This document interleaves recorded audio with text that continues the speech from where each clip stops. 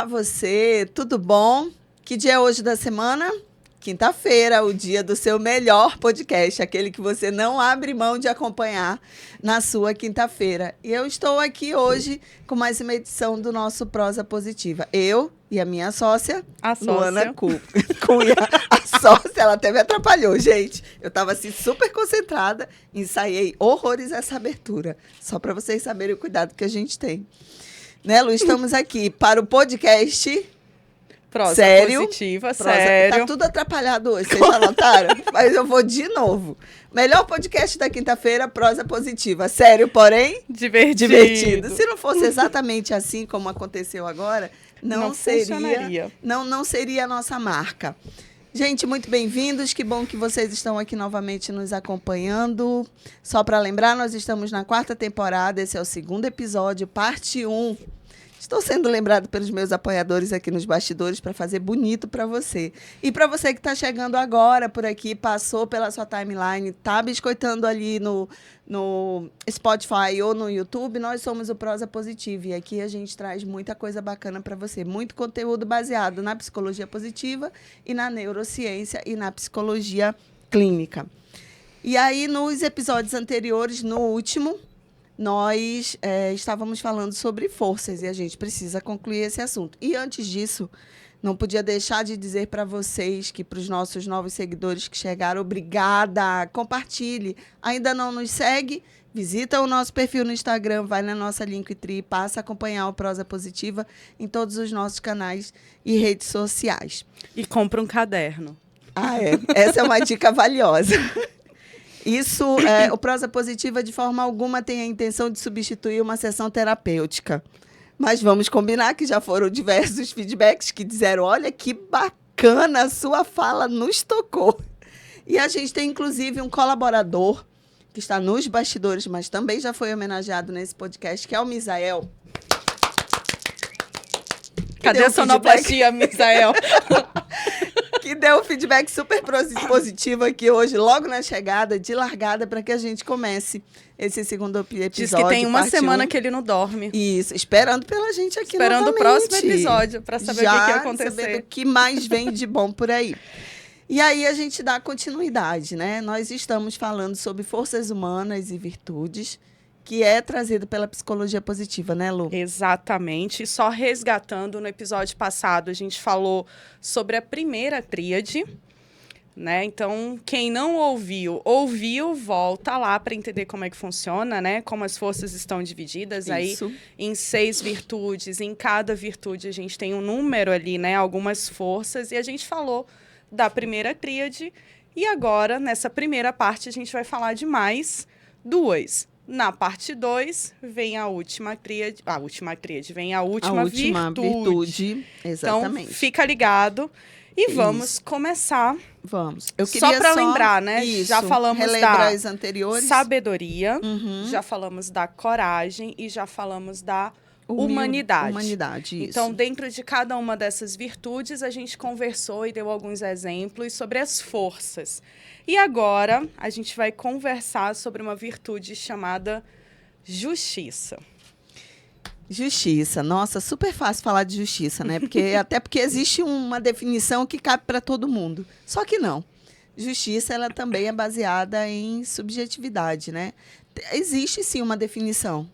Legal, inclusive, do que é justiça. Do que é a justiça, exatamente. Então, quando a gente olha ela como uma virtude, nós estamos falando justamente da característica humana que vai olhar a questão da convivência comunitária e na sociedade. Então, quando a gente fala de justiça, né, até pelo senso comum, é muito fácil a gente já elaborar algumas coisas, né? Assim, pelo senso comum eu digo justiça.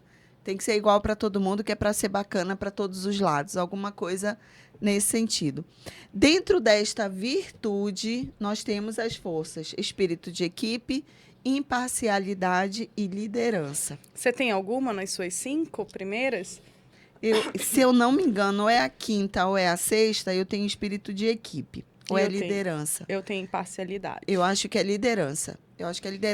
Mas olha só, quando a gente fala de espírito de equipe, né, inclusive a gente já falou no episódio anterior, né, que uma das formas da gente perceber quais são as nossas forças é prestar atenção nos feedbacks que a gente recebe, né? E não só com quem a gente trabalha, porque nós estamos falando de forças humanas, então a gente está falando de vida, a gente está falando de algo que faz parte de todo ser humano. A gente já nasce com esse pacotinho, né?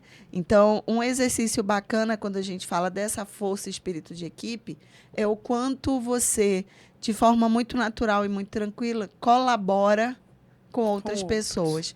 Não necessariamente só com aquelas pessoas que estão mais próximas ou que fazem parte da sua convivência social, de casa ou no trabalho.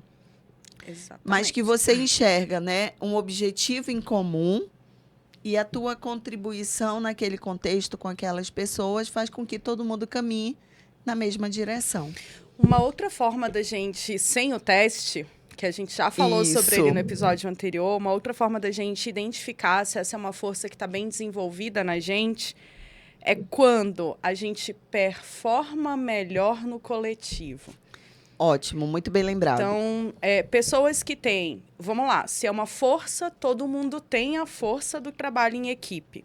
Mas pessoas que têm essa força ali performando nas suas primeiras, ela vai ser mais produtiva, ela vai ser mais feliz se ela estiver fazendo entregas através da colaboração e não da individualidade. Essa é uma característica muito legal para você avaliar. Assim, trabalho, se eu for fazer um trabalho sozinho, se eu for fazer um trabalho em equipe, o trabalho em equipe me dá mais energia. Então, essa é uma força que você usa, né, mais do que outra. E tem esse senso que a Ana falou, né? Quando a gente fala de trabalho em equipe como força, não como competência, que é o que as empresas pedem. Isso. Quando a gente fala de trabalho em equipe como força, eu quero colaborar para o coletivo. Então, eu vou sempre me moldar, eu vou sempre buscar pela harmonia, vou sempre prezar pela entrega do grupo e não a minha individual. Exatamente. Não é a minha gota em específico, mas vai encher o oceano. Exatamente. Mas, de qualquer forma, eu estou ali também fazendo parte daquilo. Mas é mais, como você falou, é mais produtivo para mim. A minha energia alcança um outro nível. E aí a gente já me lembra flow, né? Quando a gente entra em flow, que é um estado mental ali de prazer ligado à minha habilidade, ao nível de desafio, a gente alcança esse resultado. A próxima força de justiça, a gente traz imparcialidade. Inclusive, acho que a primeira vez que eu vi esse assunto, eu disse assim, nossa, para mim é a mesma coisa. Uhum. Você fala de justiça, fala de imparcialidade, mas será que, mesmo pelo senso comum, né, todo mundo que se acredita ser justo é imparcial? Né? E a imparcialidade aqui, mais uma vez, nesse viés do olhar humano, né, da compreensão, de perceber o outro, eu consigo enxergar, inclusive, sob mais de uma perspectiva, né? E não necessariamente não. E não posicionando como definitivo o meu julgamento. Então, eu consigo levar isso, fazer essa análise, ampliar o meu olhar, né?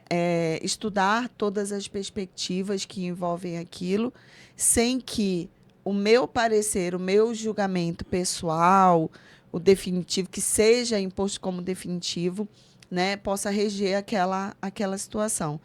Hoje, confesso assim, se a gente for olhar a vida como um todo, a gente usa essa força absurdamente. Agora, eu vou fazer aqui um parêntese. A gente usa como desafio. Porque, normalmente, uma coisa muito fácil que um caminho que o ser humano toma é o do julgamento. Tá. A gente está vendo e ouvindo algo e está expressando aquilo que a gente considera ser o certo ou errado.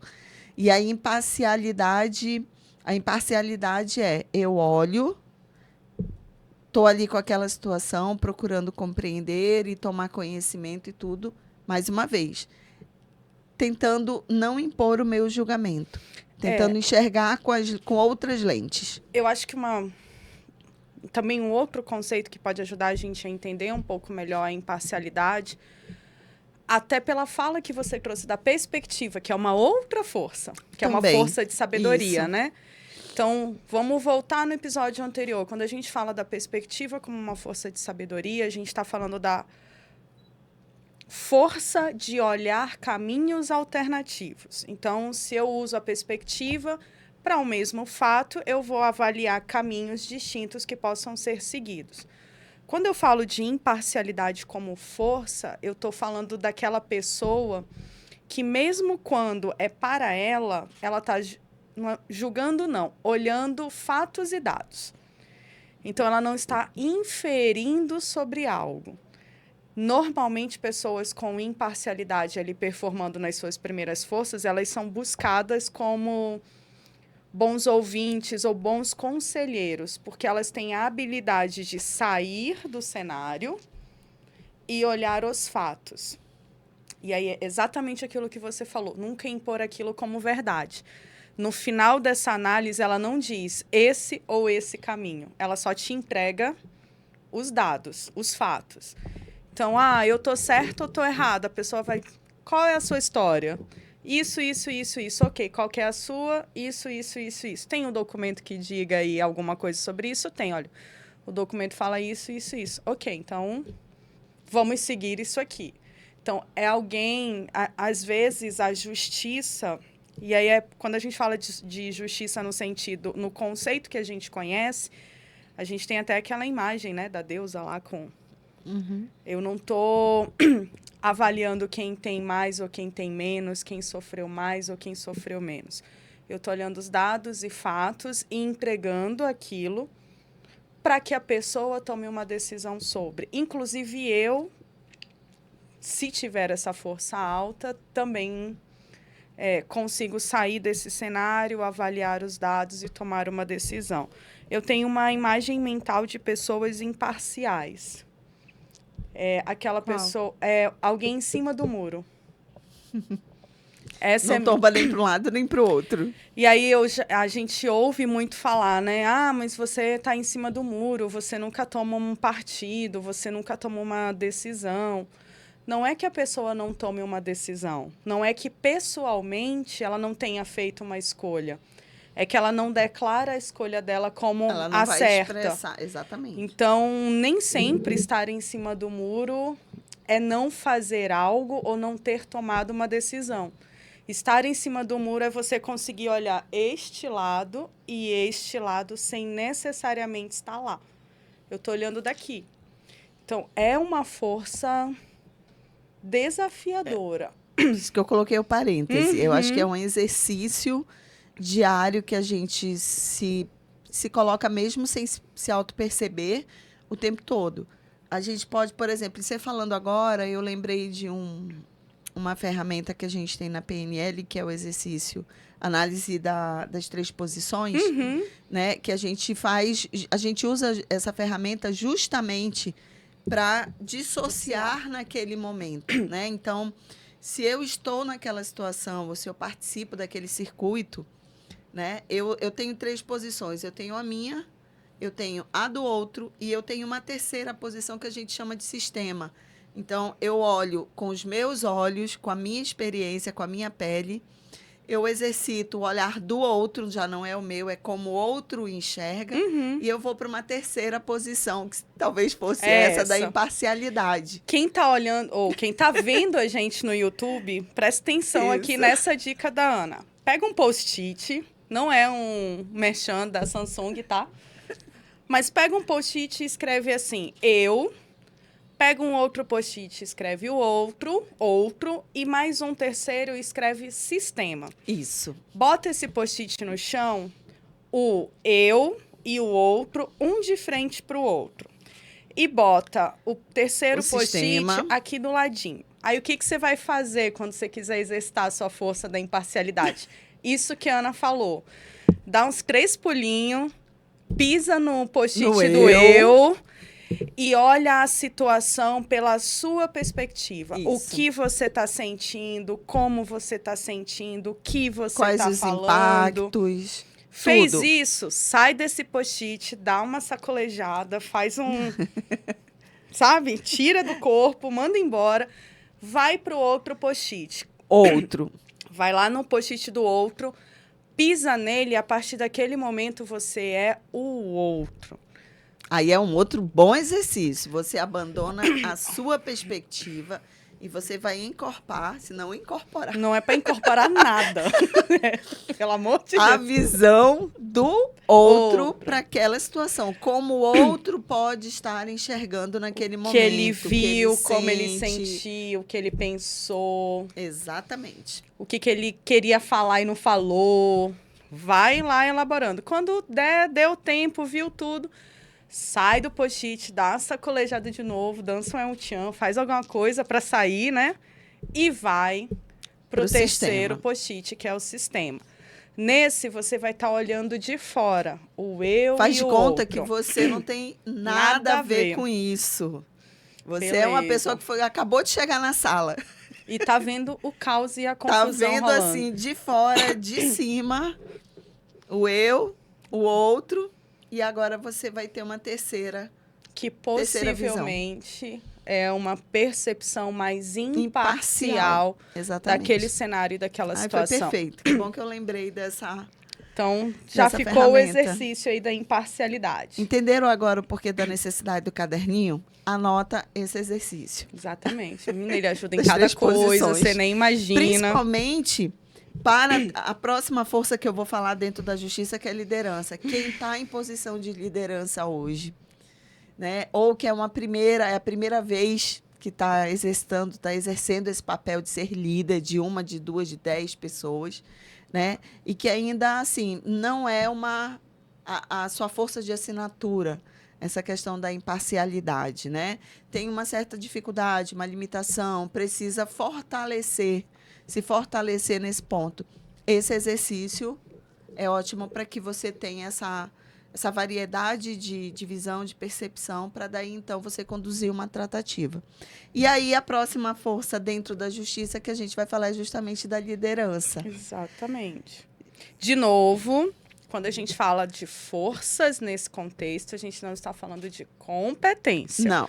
Né? A gente não está falando daquela liderança que a empresa está esperando. A gente está falando da liderança que todo mundo tem.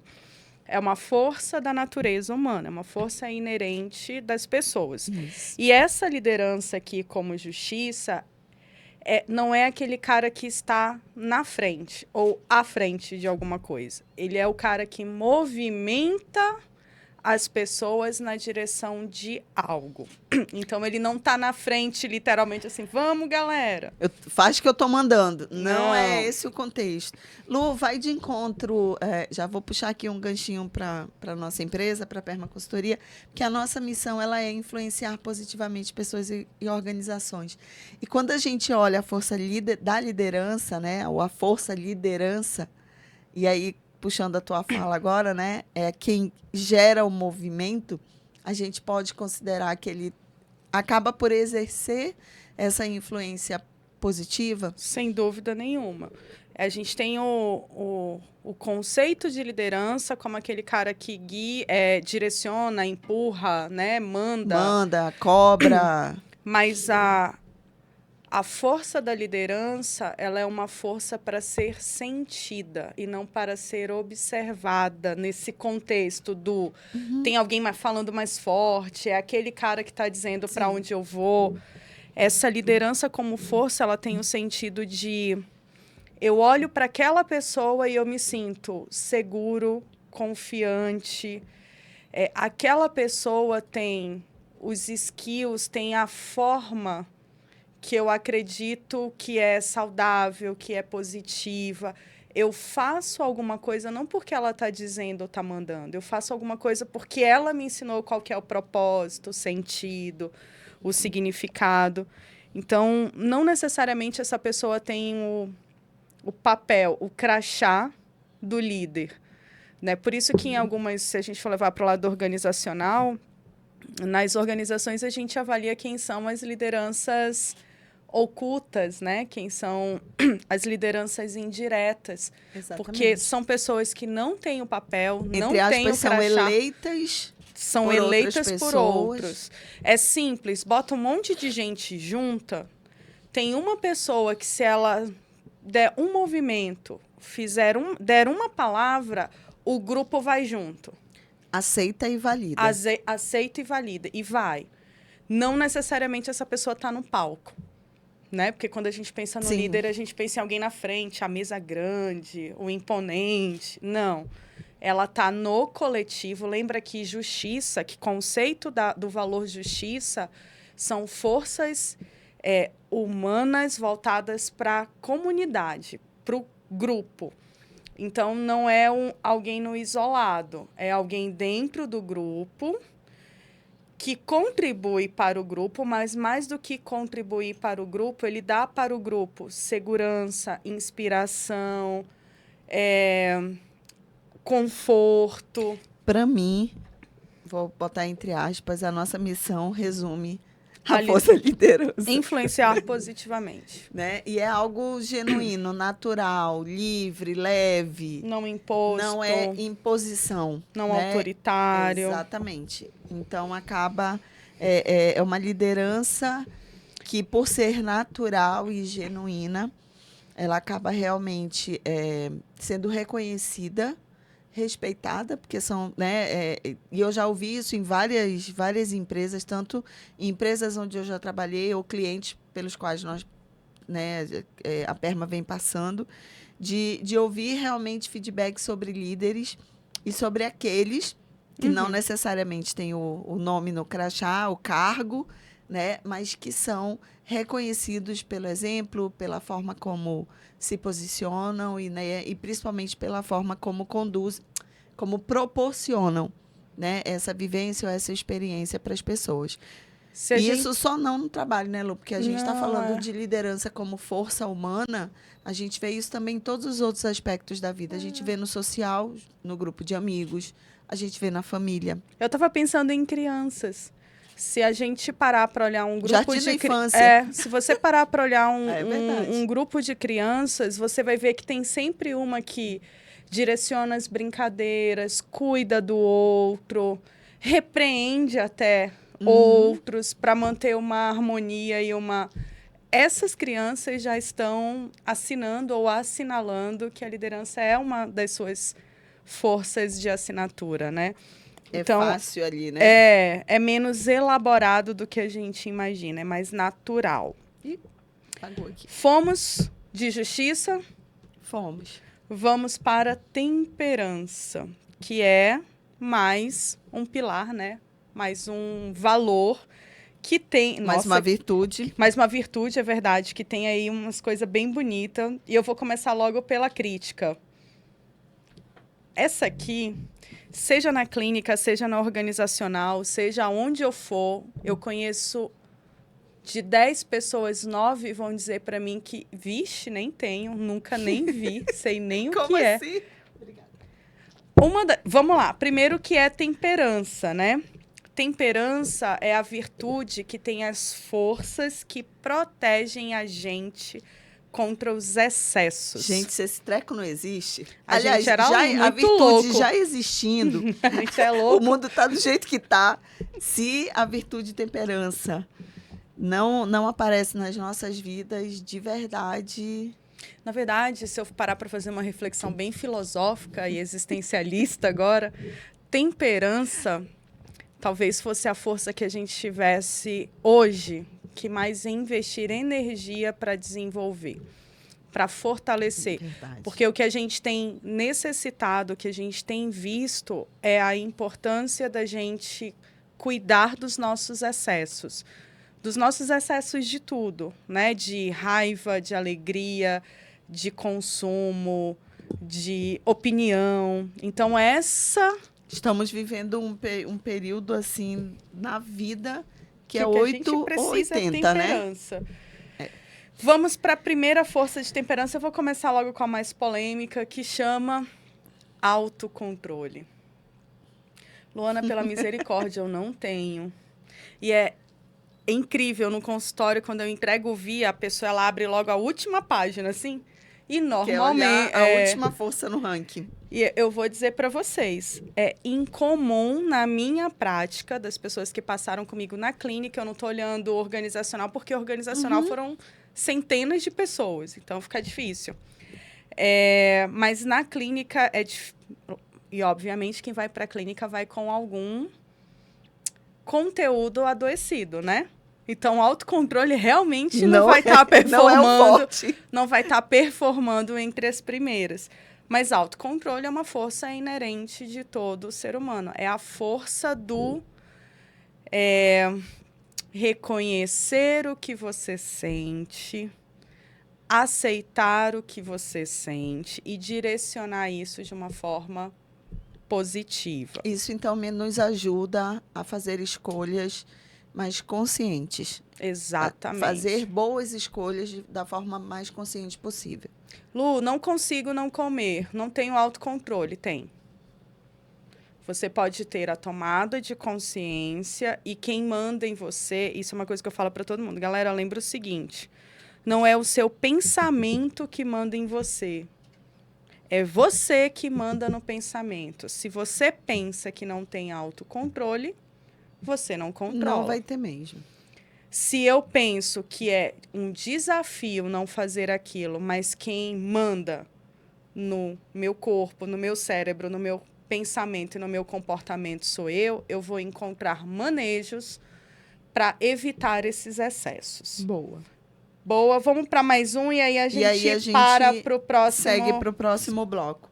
Vamos falar rapidinho sobre perdão. Eita. Olha só, quando a gente quando a gente realmente entende que perdão é uma força humana, eu acho assim, e aí deixando muito claro, nada do que a gente está trazendo aqui, a gente traz faça aí rapidinho, porque é fácil. Uhum. Muito pelo contrário, nós estamos falando de características potenciais humanos.